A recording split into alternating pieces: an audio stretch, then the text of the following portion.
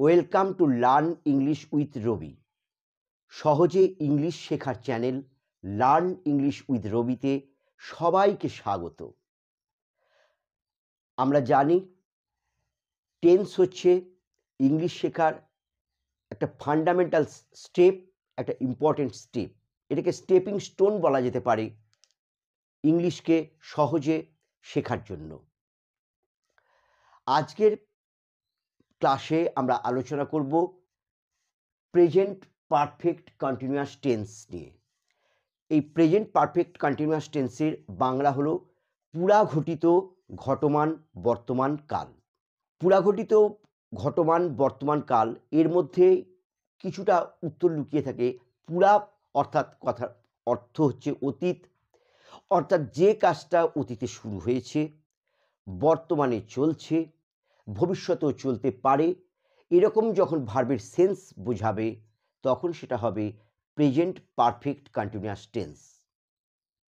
Present perfect continuous tense is used to indicate an action which began at some time in the past and is still going on. Present perfect continuous টেন্সের গঠন প্রণালী। প্রথমে আমরা affirmative ফরমেশনটা শিখব। Affirmative formation কিভাবে করব, অর্থাৎ হ্যাঁবাচক বাক্যগুলোকে আমরা কিভাবে বলবো। প্রথমে আমরা সাবজেক্ট বসাবো, তারপর পার্সন অনুযায়ী হ্যাভ বিন অথবা হ্যাজ বিন, তারপর প্রিন্সিপাল ভার্বের সাথে আইএনজি যোগ করব। তাহলে কি দাঁড়ালো? সাবজেক্ট হ্যাভ বিন বা হ্যাজ বিন, এরপর বসাবো প্রিন্সিপাল ভার্বের সাথে আইএনজি যোগ, অর্থাৎ মূল ভার্বের সাথে আইএনজি যোগ। মূল ভার্বের সাথে যখন আইএনজি যোগ হয় সেটাকে আমরা প্রেজেন্ট পার্টিসিপল বলি। এবার আমরা কয়েকটা উদাহরণ দেব এবং উদাহরণের মাধ্যমে প্রেজেন্ট পারফেক্ট কন্টিনিউয়াস টেন্সের অ্যাফার্মেটিভ ফরমেশনটা শিখব। অ্যাফার্মেটিভ সেন্টেন্স আমরা তাহলে গঠন করবার জন্য কি করব? প্রথমে সাবজেক্ট বসাবো, তারপর হ্যাভ বিন অথবা হ্যাজ বিন, তারপর মূল ভার্বের সঙ্গে আইএনজি যোগ করব। যেমন প্রথম এক্সাম্পলটি দেখো, আমি এই স্কুলে 5 বছর ধরে পড়ছি। I have been reading in this school for 5 years। তুমি হরিপালে 1994 সাল থেকে বাস করছো। You have been living in Haripal since 1994। দেখো এই যে প্রথম বাক্যটি, আমি এই স্কুলে 5 বছর ধরে পড়ছি, এখানে যখন আমরা 5 বছর ব্যবহার করলাম তার আগে বসালাম ফর। আবার দ্বিতীয় বাক্যে যখন আমরা লিখছি যে 1994 সাল থেকে বাস করছো, দেখো সেখানে লিখেছি সালটির আগে সিন্স প্রয়োগ করেছি। অর্থাৎ এই যে দুটো প্রিপোজিশন ফর এবং সিন্স, এটা কখন কেন প্রয়োগ হয় এটা আমি তোমাদেরকে খুব সংক্ষেপে এই দুটো প্রিপোজিশনের প্রয়োগ বোঝাচ্ছি। যখন অনির্দিষ্ট সময় বোঝাবে বা সময়ের বিস্তারটাকে বোঝাবে তখন আমরা ফর প্রয়োগ করব। যখন পয়েন্ট অফ টাইম অর্থাৎ নির্দিষ্টভাবে সময়টাকে বোঝাবে তখন আমরা সিন্স বোঝাবো। এখানে বলা হয়েছে ফর 5 years, কোন 5 বছর সেটা কিন্তু উল্লেখ নেই। 2010 কি 2014 কি 2011 এগুলো উল্লেখ নেই, 5 বছর, তাই এখানে ফর। আর এখানে স্পেসিফিকভাবে বলা হয়েছে 1994, অর্থাৎ নির্দিষ্ট করা হয়েছে, টাইমটাকে পয়েন্ট করা হচ্ছে, পয়েন্ট অফ টাইম, তাই এখানে প্রয়োগ হয়েছে সিন্স। কোন ক্ষেত্রে ফর এবং সিন্স বোঝে আমরা একটা টেবিলের মাধ্যমে দেখিয়ে দিচ্ছি। এখানে ফর এবং সিন্সের একটা চার্ট আমি লিখে দিলাম, এটা একটু ভালোভাবে ফলো করবে। কখন পিরিয়ড অফ টাইম কোন কোন ক্ষেত্রে প্রয়োগ হয় আর পয়েন্ট অফ টাইম কোন কোন ক্ষেত্রে প্রয়োগ হয়। এই লিস্টের বাইরে আরও অনেক আছে, আমি সংক্ষেপে এই ছোট একটা টেবিল বানিয়ে দিলাম। যেমন দেখো, সকাল থেকে বৃষ্টি পড়ছে, it has been raining since morning.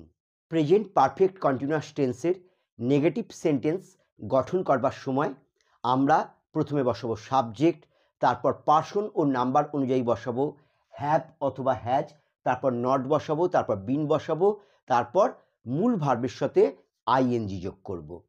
যেমন কয়েকটা উদাহরণ দিয়ে বোঝা যাক। 2 মাস যাবৎ বৃষ্টি হচ্ছে না। It has not been raining for 2 months. Sonu 1 মাস ধরে পড়ছে না। Sonu has not been reading for a month. তুমি গতকাল থেকে ভাত খাচ্ছ না। You have not been eating rice since yesterday. তুমি গতকাল থেকে ভাত খাচ্ছ না। তুমি গতকাল থেকে ভাত খাচ্ছ না। You have not been eating rice since yesterday. Present perfect continuous টেন্সের ইন্টারোগেটিভ অর্থাৎ প্রশ্নবোধক বাক্যগুলো আমরা গঠন করবার সময় সাবজেক্টের আগে পার্সন অনুযায়ী হ্যাভ এবং হ্যাজ বসাবো, তারপর বিন বসাবো, তারপর মূল ভার্বের সঙ্গে অর্থাৎ প্রিন্সিপাল ভার্বের সঙ্গে আইএনজি যোগ করব, তারপর ইন্টারোগেশন মার্ক বসাবো। যেমন পলি কি 1 সপ্তাহ ধরে জ্বরে ভুগছে? Has Poli been suffering from fever for a week? Riju কি 2 ঘন্টা ধরে অঙ্ক কষছে? এখানে রিজু এগুলো subject, third person singular number, তাই পার্সন অনুযায়ী তার আগে আমরা কি করলাম? হ্যাজ বসালাম। Has Riju been doing sums for 2 hours? এরপর দেখো ছেলেগুলো কি সকাল থেকে খেলছে? ছেলেগুলো এটা হলো সাবজেক্ট, খেলছে এটা হচ্ছে ভার্ব। এই ভার্বের সাথে আমরা যোগ করব আইএনজি। কেন যোগ করব? কাজটা তারা সকাল থেকে খেলছে কিনা, সকাল থেকে একটা সময়কে বোঝানো হয়েছে, তাই এই বাক্যটা আমরা এইভাবে করব।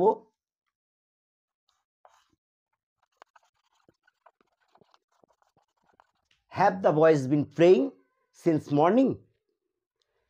তাহলে আমরা আজকে কি নিয়ে আলোচনা করলাম? প্রেজেন্ট পারফেক্ট কন্টিনিউয়াস টেন্স নিয়ে আলোচনা করলাম। এর অ্যাফার্মেটিভ রূপ শিখলাম, তারপর শিখলাম নেগেটিভ, তারপর শিখলাম ইন্টারোগেটিভ। এছাড়া আমরা একটা টেবিলের মাধ্যমে বোঝানোর চেষ্টা করেছি কোথায় ফর বসে, কোথায় সিন্স বসে। যদি আমার এই শেখানো তোমাদের ভালো লেগে থাকে তাহলে ভিডিওটিতে অবশ্যই একটা লাইক দিও, আর মনের মধ্যে যদি কোনো প্রশ্ন জেগে থাকে তাহলে কমেন্ট বক্সে লিখে পাঠাবে। আর হ্যাঁ, পরবর্তী ভিডিও পাওয়ার জন্য বা আপডেট পাওয়ার জন্য আমার চ্যানেলটিকে অবশ্যই সাবস্ক্রাইব করতে যেন ভুল করো না।